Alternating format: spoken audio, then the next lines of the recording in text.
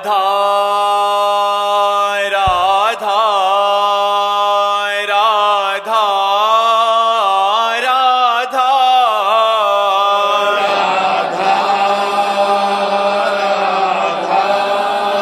राधा राधा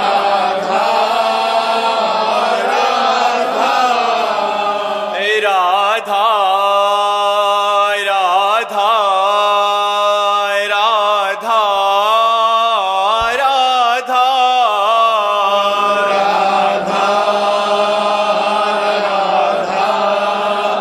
राधा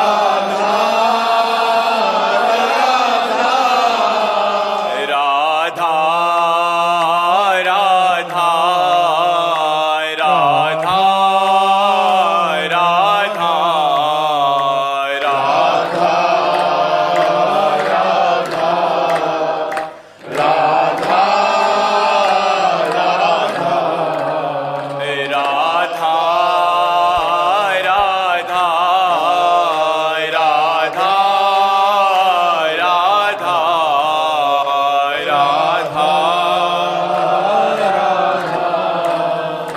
राधा राधा राधा श्री राधा वल्लभ लाल की समस्त संत हरि भक्तन की श्री वृंदावन धाम की श्री सद्गुरुदेव भगवान की।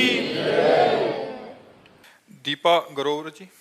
राधे राधे बोल। महाराज जी, अध्यात्म की ओर अपना सफर शुरू करने के लिए पहली सीढ़ी क्या है? प्रथम भगत संतन कर संगा। पहली सीढ़ी है संत महापुरुषों का संग करो। फिर दूसरी रति मम कथा प्रसंगा। दूसरी सीढ़ी है भगवान के खूब लीला चरित्रों को सुनो। फिर गुरुपद पंकज सेवाति सरि भक्त मान। फिर सदगुरुदेव का वर्ण करो और मान रहित होकर सदगुरुदेव की सेवा करो। और फिर चौथी भगत मम गुण गन करे कपट तज गान। फिर चौथी भक्ति है कि कपट का त्याग करके भगवान के लीला चरित्रों का गायन करो। फिर पांचवी सीढ़ी है जो गुरुदेव ने मंत्र दिया है, मंत्र जाप मम दृढ़ विश्वासा पंचम भगति सुवेद प्रकाशा।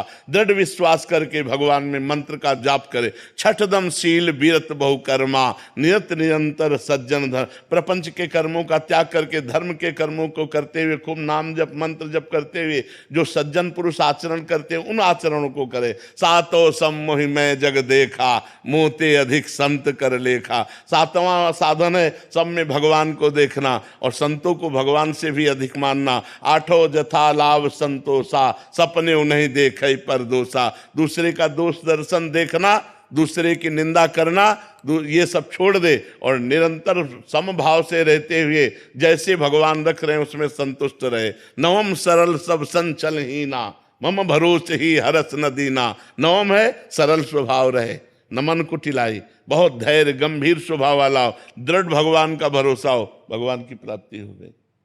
प्रथम भगत संतन, प्रथम शुरुआत होती है संत संग से। राहुल शर्मा जी इंदौर से। राधा वल्लभ श्री हरिवंश महाराज जी।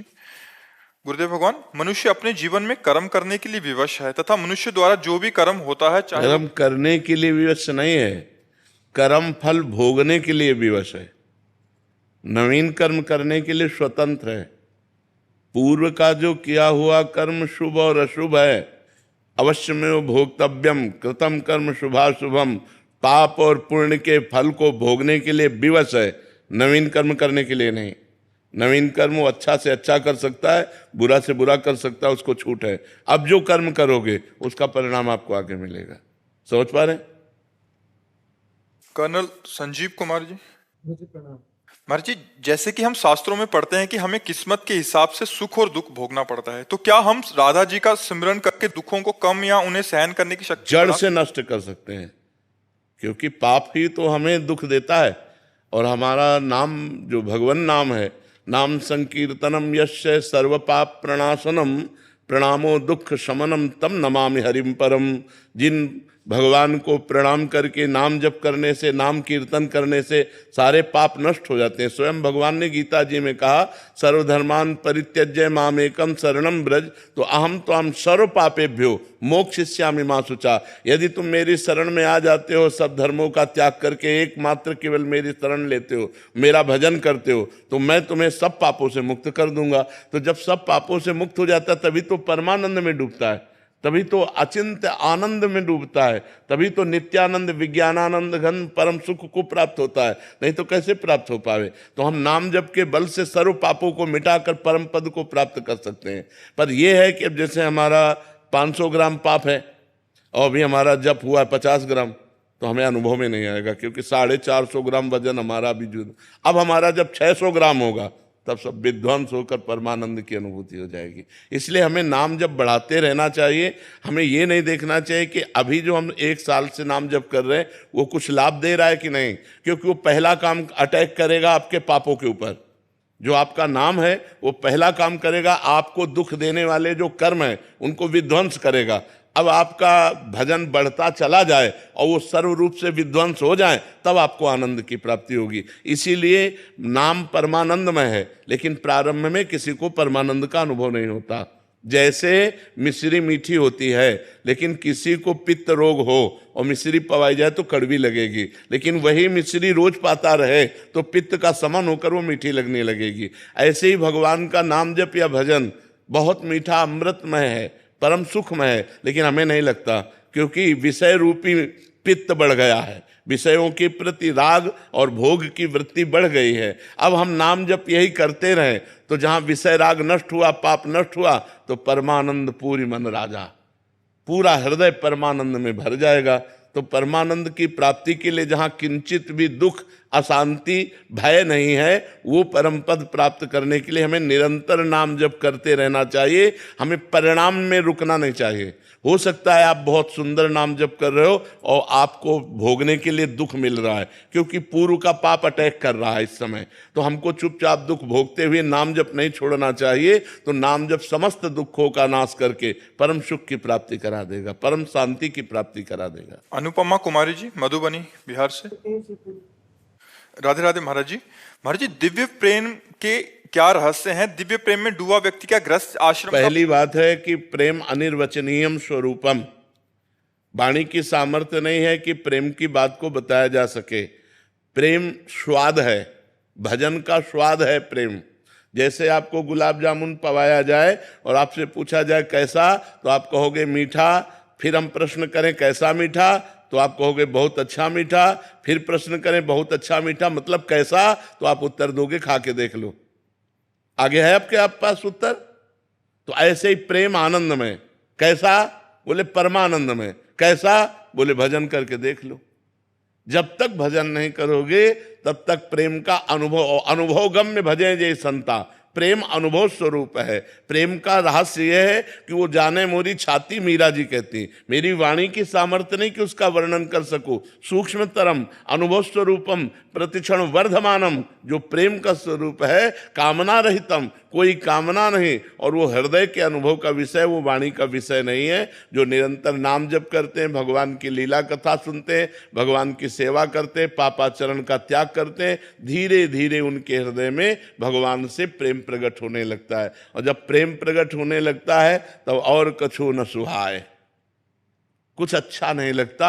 नहीं खान पान ते भावे है, नहीं कोमल वसन सुहावे है, सब विषय लगे ते खारा है, हरि आशिक का मग न्यारा है। नारायण हरि भजन में ये पांचों न सुहात, विषय भोग, निद्रा, हंसी, जगत प्रीति, बहुबात, ये अच्छा नहीं लगता। निरंतर भजन करते हुए रोने को मन होता है। मैं अपने प्यारे के लिए रो कैसे प्राप्त करूं? कोई उपाय नहीं दिखाई दे रहा। हा कृष्ण, हा राधा, आप कृपा करो, आप मिल जाओ। वो रात दिन फिर रोना शुरू हो जाता है। और बिन रोए किन पाइया प्रेम प्यारा मीत, जहां रोना शुरू हुआ, प्रेम का प्रादुर्भाव हुआ और प्रेम से ही प्रकट हो जाते हैं भगवान। जहां हमारे हृदय में प्रेम प्रकट होता है तो हरि व्यापक सर्वत्र समाना, और प्रेम ते प्रकट हो ही मैं जाना। भगवान जहां देखे इसके हृदय में प्रेम प्रकट हुआ तो भगवान हृदय में ही प्रकाशित हो जाते हैं।